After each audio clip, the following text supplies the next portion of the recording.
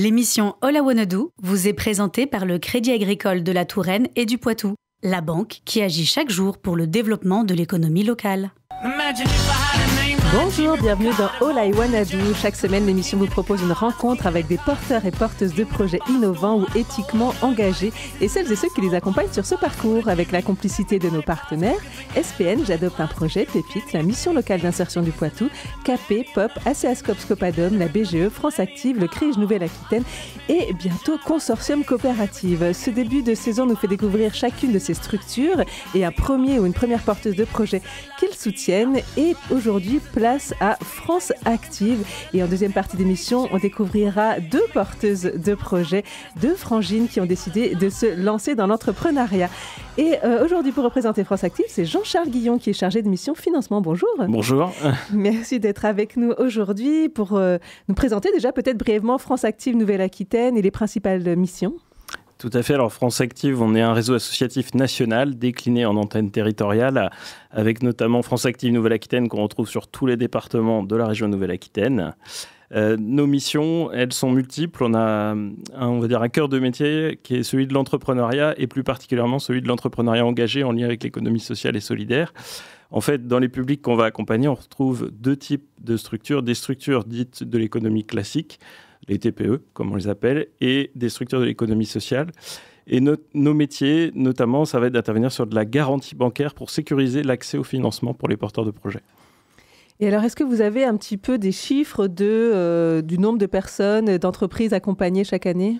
Oui, alors je vais parler à l'échelle de la Vienne, puisque moi je suis le référent départemental. Donc ça représente à peu près une soixantaine de dossiers étudiés à l'année, sachant qu'il y a un comité de financement qui valide ensuite la mise en place des outils financiers. Et du coup, on intervient à peu près sur 50 garanties bancaires à l'année. Et alors, quels sont les différents types d'accompagnement et de financement que vous proposez ? Alors en fait, on intervient à plusieurs niveaux. D'une part, la structuration du projet, c'est-à-dire l'ingénierie du montage financier, donc savoir dimensionner son apport par rapport aux besoins de financement liés au projet, bien travailler son étude de marché, ses éléments prévisionnels, parce que l'enjeu, ça va être de pouvoir convaincre la banque de suivre le projet. Et donc, notamment, on est très vigilant sur le fait qu'on n'ait pas des niveaux de chiffre d'affaires surévalués ou ce genre de choses. Ensuite, on va intervenir dans une logique de sécurisation du projet, donc avec les outils financiers, la garantie que j'ai citée, et également la possibilité de faire des prêts d'honneur solidaires pour consolider un petit peu l'apport du porteur de projet. Et puis, on a un troisième volet d'intervention qui est souvent, une fois que l'entrepreneur est installé, ça va être du suivi de la jeune entreprise et de la mise en réseau, puisqu'on a un réseau qui s'appelle Connexion. Et l'objectif, c'est d'inviter les entrepreneurs locaux à adhérer à notre association et à pouvoir partager des événements entre eux, des formations, des ateliers, créer de la convivialité entre eux. Est-ce que votre accompagnement a évolué ces dernières années pour prendre en compte, par exemple, les enjeux comme la transition écologique ou plus d'inclusion ? C'est des choses que vous abordez avec les entrepreneurs, entrepreneuses ? Tout à fait, oui. Alors, c'est des choses qui sont importantes, je dirais, dans l'ADN de l'association France Active, puisqu'en fait, quand on accompagne un entrepreneur, on va essayer de mesurer l'engagement qu'il a dans son projet. Et l'engagement, on le mesure avec un outil où on a en fait 5 piliers d'engagement. Il va y avoir la création d'emplois, les enjeux de dynamique du territoire, la prise en compte des enjeux environnementaux, et puis après, tout ce qui va être structuration du projet et d'autres éléments. Mais effectivement, c'est des choses importantes et qui sont valorisées. Ça peut des fois donner accès à des interventions un petit peu plus favorables de la part de France Active. Et quelqu'un qui viendrait vous rencontrer, comment se passe concrètement son accompagnement ? Est-ce qu'il y a différentes étapes ? Tout à fait. Alors souvent, ça passe par une première prise de contact avec une fiche contact où on va nous présenter brièvement le projet. On va tout d'abord prendre contact avec la personne, souvent de manière téléphonique, pour déjà s'assurer de l'éligibilité du projet, puisqu'il y a des critères d'intervention. La majorité des personnes qu'on va soutenir, c'est des personnes qui sont demandeurs d'emploi depuis plus ou moins longue durée, ce qui nécessite d'abord souvent une inscription auprès de France Travail, ou en tout cas d'être dans un processus de reconversion où on va à un moment donné s'inscrire en tant que demandeur d'emploi. Ensuite, on va demander des éléments de présentation du projet, donc souvent un petit dossier écrit qui va amener des éléments, et puis un prévisionnel financier qui va permettre de voir un petit peu les projections autour du projet. Puis après, bien sûr, certaines pièces administratives, puisque on doit être vigilant, notamment dans tout ce qui est lutte contre le blanchiment ou ce genre de choses, puisqu'on est établissement financier. Une fois qu'on va avoir collecté tous ces éléments, on va programmer avec le porteur de projet un entretien d'expertise où l'idée, en fait, c'est de bien comprendre tous les enjeux du projet, de mettre le doigt sur toutes les forces et les faiblesses. Parce que, en fait, comme je l'ai dit tout à l'heure, c'est un comité de financement qui va valider le projet. Mais la particularité chez France Active, c'est que c'est le chargé de mission qui représente le porteur de projet. Il n'est pas présent au moment du comité. Donc, on a bien besoin de comprendre tous ces enjeux. Ensuite, il y a la présentation au comité de financement, donc une fois par mois.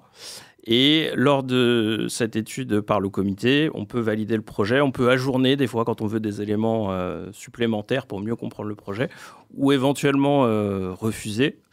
Et une fois qu'on est passé en comité de financement, on va pouvoir ensuite recevoir la notification de la garantie, c'est-à-dire le papier officiel qui dit oui, France Active va vous accompagner. Et ce papier est très important puisque c'est ce qui va permettre de débloquer le prêt auprès de la banque. Et c'est des prêts qui sont de quel ordre ?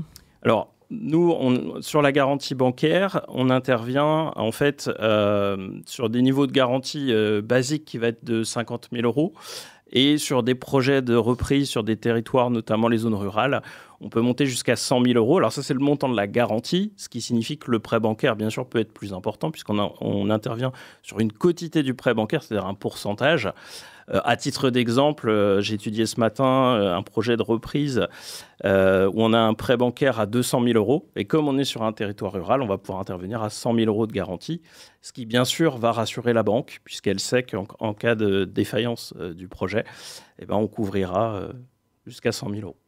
Est-ce que vous avez justement d'autres exemples concrets de projets ou d'entreprises que vous avez accompagnés récemment ? Est-ce que les profils évoluent ces dernières années peut-être aussi ? Alors, les profils évoluent, effectivement. On a une féminisation de l'entrepreneuriat, de plus en plus de femmes porteuses de projets. On en aura un exemple concret tout à l'heure. Et on a aussi, je pense, un rajeunissement de l'entrepreneuriat. C'est-à-dire que il y a quelques années, moi ça fait 20 ans que j'accompagne des porteurs de projets, il y a quelques années, l'âge moyen, c'était peut-être aux alentours de 40 ans qu'on avait un déclic de se dire je vais me lancer. Aujourd'hui, on a des porteurs de projets dans la trentaine, 35 ans, voire même des projets portés par des étudiants en lien avec des dispositifs comme Pépite. Et donc, vous organisez aussi des événements. Par exemple, aujourd'hui, à La Roche-Posay, vos collègues sont pour un atelier sur la transmission d'entreprise. Tout à fait. Alors ça, c'est dans le cadre du réseau Entreprendre la région à vos côtés, qui est donc financé notamment par la région Nouvelle-Aquitaine. La philosophie de ce type d'événement, c'est d'aller à la rencontre du public sur des territoires où on n'aurait pas forcément l'habitude d'aller et de détecter des projets. Donc là, spécifiquement des projets de transmission d'entreprise, puisqu'on sait qu'il y a un enjeu, notamment quand il y a des départs en retraite, de pouvoir maintenir l'activité des salariés et puis bien sûr de pouvoir garder des savoir-faire. Est-ce qu'il y a d'autres projets là, pour cette année à venir pour France Active, notamment dans la Vienne ? Alors, dans la Vienne, on communique sur les entrepreneurs qu'on a pu accompagner. Donc, en lien avec notre association régionale, on a sur les réseaux sociaux ce qu'on appelle le Noël engagé. Donc, c'est un petit peu un calendrier de l'Avent des entrepreneurs. On va pouvoir découvrir chaque jour un nouveau témoignage d'entrepreneur qui a pu être financé, que ce soit dans la Vienne ou autre part dans la Nouvelle-Aquitaine. Merci beaucoup Jean-Charles Guillon. Et justement, on va ouvrir déjà 2 petites portes de ce calendrier juste après. Pulsar 95.9. Et on accueille maintenant 2 sœurs qui ont décidé de se lancer dans l'entrepreneuriat, accompagnées effectivement par France Active. C'est Margot et Pistolin qui se lancent dans une papeterie créative. Bonjour. Bonjour. Et à vos côtés, Morgane Tranchant, donc, qui, elle, a créé ses cosmétiques. Bonjour. Bonjour. Merci à toutes les deux. Alors, on va essayer de faire une interview croisée puisque vous êtes toutes les deux à une étape différente de ce projet. Margot, vous venez tout juste de vous lancer. Quel est votre parcours avant ce projet ? J'ai un parcours un peu éclectique. J'ai fait des études de design à Nantes. Je suis de Poitiers, mais j'ai fait mes études de design à Nantes.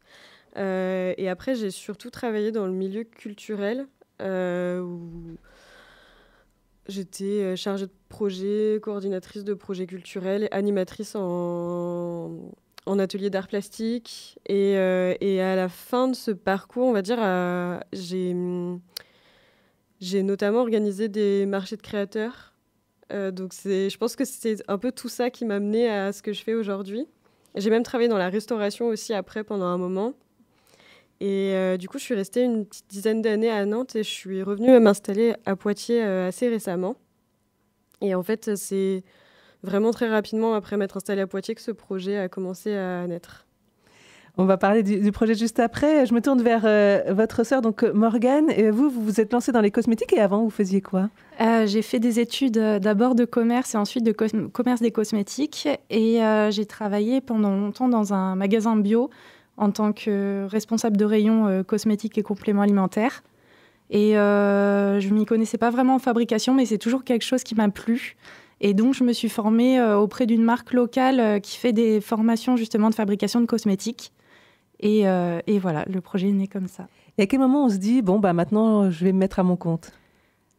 Depuis toujours, en fait, j'ai toujours voulu être à mon compte, même quand je faisais mes études. Ça a toujours été un rêve pour moi. Et voilà, je pense que j'avais fait un peu le tour dans mon travail et j'avais envie, en fait, de travailler pour moi. Donc, vous allez nous raconter 2 ans de travail là et ça vient d'aboutir. Vous venez d'avoir les certifications. Vous, Margot, comment vous vous êtes dit, ça y est, j'ouvre ma propre boutique après tout ce parcours effectivement assez riche ? Ça faisait un petit moment que j'avais envie d'avoir un lieu. Merci. Ça faisait un petit moment que je voulais un lieu qui mélange, qui accueille des artistes qui pourraient créer, vendre, exposer. Mais habitant à Nantes, ça me paraissait un peu inaccessible comme projet à ce moment-là, parce qu'entre les loyers, les éventuels fonds de commerce à racheter, des choses comme ça, c'était des sommes d'argent à investir qui me paraissaient totalement inaccessibles. Et en plus, j'avais pas forcément connaissance de tous ces dispositifs d'accompagnement qui existaient. Et en fait, en arrivant à Poitiers, j'avais un peu laissé tomber ce projet. Et en fait, c'est en voyant ce local qui était disponible que Grand Rue à Poitiers, que je me suis dit, en fait, c'est possible. J'ai vu que le loyer était pas très cher, qu'il n'y avait pas de fonds de commerce, de choses comme ça à acheter. Donc, j'ai commencé à me renseigner sur les possibilités d'accompagnement, à réfléchir à qu'est-ce qu'on peut faire, comment je peux adapter mon projet, mes envies à ce local qui est petit, donc pas d'atelier d'artiste comme peut-être ce que j'avais imaginé il y a quelques années. Et du coup, je suis tombée d'abord sur quelqu'un de la BGE qui m'a aidée, qui m'a redirigée vers France Active. Et voilà comment ça s'est fait. Et alors, cet accompagnement, en quoi il a consisté ? Du coup, ce que racontait M. Guillon, c'est-à-dire qu'on a commencé par préciser mon projet, préciser des choses sur le prévisionnel, le business plan, toutes ces choses-là qui étaient un peu obscures pour moi, parce que pour le coup, j'avais beau avoir fait plein de petites choses, ça, c'était pas mon domaine. Et puis, du coup, ils sont intervenus comme garantie bancaire sur mon emprunt et un prêt d'honneur solidaire aussi. Ce qui me permet, moi n'ayant pas trop d'apport personnel, de pouvoir me lancer sereinement en ayant quelques mois de trésorerie qui sont sécurisés, d'avoir pu investir pour réaménager le local qui était totalement vide. Et voilà. Et vous, Morgane, c'était il y a 1 an déjà que vous avez bénéficié de cet accompagnement. Vous avez peut-être un peu plus de recul sur ce que ça a apporté vraiment dans votre projet ? Déjà, du point de vue du financement, moi j'ai pu bénéficier d'un prêt sur l'honneur solidaire et d'une prime pour jeunes femmes entrepreneuses et aussi de garantie bancaire parce que j'ai également un crédit bancaire. Et en fait, moi j'étais déjà passée par la BGE, j'avais déjà fait toute la structure de projet avant d'aller voir la banque et à la banque, il leur fallait vraiment un prévisionnel très précis. Donc, je suis passée par un cabinet comptable et c'est donc la comptable et la banquière qui m'ont parlé des prêts sur l'honneur solidaire de France Active. Et c'est comme ça que j'en suis venue à les contacter. Donc, vous avez décidé de créer vos cosmétiques de A à Z, racontez-nous. Oui, alors j'ai commencé par l'élaboration des formules. Donc, j'ai travaillé pendant plusieurs années sur quel dosage utiliser, quel ingrédient pour avoir vraiment le résultat que je souhaitais. Ensuite, il y a tout ce qui est test pour la mise sur le marché, donc test toxicologique et bactériologique. Et donc là, j'ai eu le retour positif de tous ces tests. Et donc, la commercialisation des produits a commencé en mi-octobre. Donc c'est tout frais. Oui. Ça vient. Donc les cosmétiques de Morgane, ça s'appelle. Oui. Et donc c'est des cosmétiques plutôt écologiques. Oui, alors déjà, je ne suis pas encore labellisée bio, mais tous les ingrédients qui peuvent être bio le sont. J'utilise, au lieu d'utiliser simplement de l'eau, j'utilise des eaux florales pour vraiment renforcer l'effet des produits. Tous les produits sont riches en actifs pour être vraiment efficaces. Dans des contenants en verre, entièrement réutilisables et recyclables. Voilà. Et vous, alors, cette papeterie créative, qu'est-ce qu'on va y trouver ? Alors, c'est vrai que c'est un petit peu plus qu'une papeterie, mais j'ai, on va dire, 2 rayons. C'est un peu un grand mot parce que c'est tout petit, mais un premier qui se concentre du coup sur les articles de papeterie, où là, j'axe vraiment de travailler avec des marques plutôt françaises ou en tout cas à minima européennes qui elles-mêmes portent une importance à choisir des papiers issus de forêts gérées, j'ai perdu le mot, raisonnablement, des encres végétales. Voilà, il y a une vraie attention qui est portée à ça.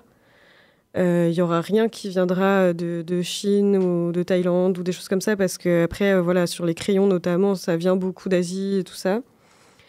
Et du coup, de l'autre côté, donc, c'est un rayon consacré à des artistes et artisans parce que, comme je disais, j'ai travaillé sur des marchés de créateurs et j'ai toujours aimé être là pour aider les artistes à valoriser leur travail, les mettre en lien aussi. Et du coup, je travaille avec des artistes qui sont en majorité dans l'illustration, pour rester dans l'univers de la papeterie, mais pas que, parce que du coup, j'accueille aussi les produits de ma sœur. Donc, actuellement, ce que vous pouvez trouver, voilà, c'est le travail notamment de Vanessa Piras et Alix Rebora, qui sont les 2 artistes avec qui j'ai pu ouvrir la boutique, et les cosmétiques de Morgane.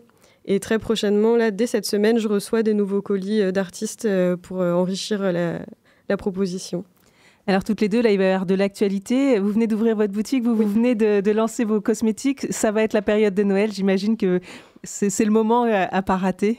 C'est ça. Moi, j'espère effectivement pouvoir proposer des choses intéressantes pour que des gens puissent faire des cadeaux dans la boutique. On va aussi organiser des ateliers toutes les deux qu'on va accueillir à la boutique à partir du 10 décembre qui seront animés par Morgane pour apprendre à fabriquer un déodorant. Et moi, j'ai pas mal de marchés de Noël prévus aux alentours de Poitiers. Là, je vais être à Quincé, à Iteuil, à Biard et à Noyer-Maupertuis. Merci beaucoup à toutes les deux. Donc, la papeterie, c'est chez Yo-Yo Grand Rue. Exactement. Et donc, les cosmétiques de Morgane, on les retrouve en ligne. Oui, sur le site internet cosmétique-morgane.fr. Merci beaucoup, Merci. Margot Epistolin et Morgane Tranchant, d'être venues nous partager votre parcours. J'espère que ça pourra inspirer d'autres femmes entrepreneuses. Merci bien.